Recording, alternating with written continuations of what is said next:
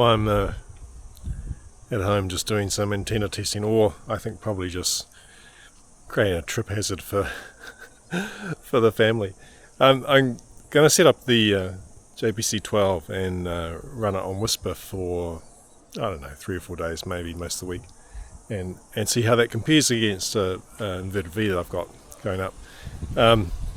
But I just want to show you, Jim, Z1 Lima Charlie, was concerned, I think, from the Grassmere videos just about how windy it gets around here, and he kindly printed me this support that fits on top of the coil, and then you put some pegs out. It will certainly provide a lot more security than what we've had before. So it's just got this recessed part here, and it will fit just flush like that, and then I'll run some pegs out, and well, if that doesn't stay up, nothing's going to. Yeah. So anyway, thanks, Jim. Really appreciate it. Thanks for the help there. It's you're doing a service to science, I think, is probably the way we should think about it. But no, thanks very much. Really appreciate it. Okay. Set up now. Might have gone a bit overboard with the radials, but more radials are probably better than less radials. Using a mixture of the homemade ones that I made and the ones that come with the antenna. So we've got antenna with radials, Jim's super support with some lines and going up, and over here we've got a menagerie of Whisper transmitters, all actually zachtek ones. Zachtek is a Swedish company. Brilliant transmitters. 250 milliwatts, so not a lot of power. All runs off USB. Has its own GPS built in. I've got 2 different types here. I've got the all-in-one one. Now that should have been the case was black when it started, but it's been out in the sun for a bit over a year actually, and it's changed colour. So they're programmable for a whole lot of different bands. You choose the band you want with some software, and then you tell it through USB what band to operate on, and the frequency in terms of like how often, every 2 minutes or every 5 minutes or whatever. You also program the call sign in through using their application, which is works really well. So it comes with the box, the GPS antenna. So that's that one. This is so that's that one there. This one here comes as just a board, and I have a separate board with the filters. So this one has the filters built in.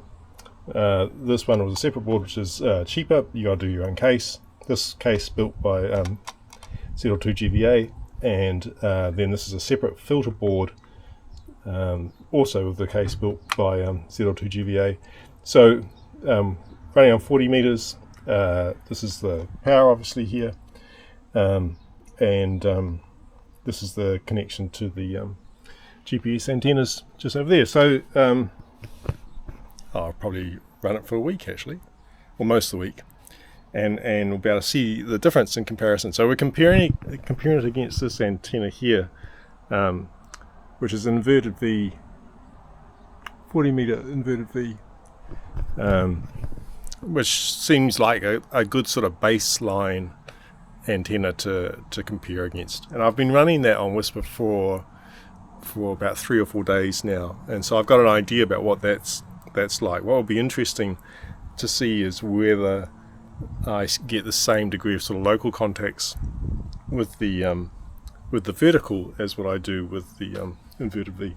Now, last time we did this, I think you remember when we were testing the super antenna, we ran out of power. So I've decided to use go for the big battery here and 2 solar panels. Hopefully it's enough. I mean, these things are only 250 milliwatts, so they're not actually draining a lot of power. The USB 5-volt converters probably waste a bit of most of the power actually anyway. More power than these transmitters probably consume. Anyway, we'll set it running. Now both of these are programmed with my two call signs. One, the 40 meter one, dipole is programmed with ZL2 NEB, and the vertical is programmed with ZL2 Oscar Bravo. So I'm not quite sure when this video will come out, but you can go back in time anyway if you are looking for ZL2 Oscar Bravo or ZL2 NEB, and you'll probably see the actual results that we got from here if you look at the WSPR website. Well, we'll just leave them to it. Nothing to do now, all the effort's in the setup. Hope it doesn't rain too much, but I don't know, I think we'll be okay. Right, okay, very good. Let's see what we get. Okay, so it's been a week since we've been running the inverted V against the JPC-12 out the back here, and on the WSPR transmitter, remember 250 milliwatt, blah blah blah blah blah, and I thought, well, let's have a look at the results now. So looking at the JPC-12 first, I can see that. Right, so 44 distinct stations, and the maximum distance over this period of time of 11,800 kilometres, 4,315 spots. So if I'm looking at the distribution, it's mainly New Zealand and a little bit of North America. Nothing towards Japan, nothing towards Asia, nothing towards Europe, no spots at all. So Australia, yep, fantastic, and the west coast of North America, yep, good. So 11,000 kilometres on, almost 12,000 kilometres on 250 milliwatt isn't anything to be disappointed about. It's not too bad at all. So if I look now at the inverted V for the same period of time, so we've got 141 distinct stations picked us up. 11,500 different spots within that period of time, and a maximum distance of 19,359 kilometres, which is pretty much as far away as you can get from New Zealand if you're really trying to. The average distance was 5,080. If I look at the average distance on the other one, on the JPC-12, the average distance was 2,032 across that time. So I guess, I shouldn't be too surprised by that.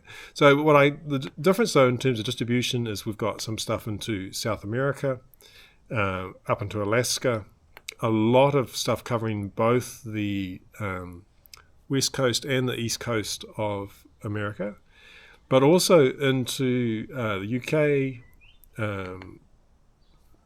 Spain, Italy, top part of France, not quite a different distribution. Oh, Japan as well. I might have said that. So again, 250 milliwatt, exactly the same sort of transmitter. No difference in terms of that, but quite a different distribution and quite a different pattern. Although possibly what I would really need to do is maybe the JPC-12 is just losing a lot more signal. Now, both of these have been tuned using the VNA, so I know the JPC-12 is as good as it's going to get in terms of SWR, so we should be getting the maximum amount of what little power we do have. The dipole again is cut to 40 meters, so it's resonant within that band. And look, I think, to be honest, probably if I was to use the JPC-12 on 20 meters, I'd get quite a different quite a different outcome. But I'm looking at 40 meters because 40 meters is the band that I use primarily for activations. So yeah, interesting. Now I'm going to use the in some ways I'm going to keep the dipole as a reference antenna, and I mean, I know it's not a perfect dipole, it's an inverted V, but it's I'll use that as a reference antenna, and I have a couple of other antennas we want to try out against that. So again, I'll do the same thing. We can't really compare, I don't think, easily different antennas at different times of different periods of time against each other, because we're not actually going to get a proper comparison. We really need to run both whisper transmitters at the same time and compare them that way, because that way at least we are sort of normalizing for band conditions. So there you go. What do we learn from that? Well, we learned that inverted V is with little. If you got a little amount of power, inverted V on a mast is still going to give you a better outcome. Probably, perhaps not as portable as some people might want, but worth it if you've got the ability to put it up. So there you go. I'll post up the links actually, so you can actually look at the results yourself. I'll put the links in the notes for both of these whisper sets of data. So you can look yourself and see exactly what we got. So nice. Well, I'll get on with something else, plotting the next comparison that we'll do. And I think at this stage it's probably going to be a portable mag loop. We'll compare that against the dipole, and then maybe we can draw some conclusion about how that would compare against the JPC-12. Or we might even do that test ourselves anyway. Yeah, interesting to see how different these results are. Anyway, take care. I'll see you again. See ya.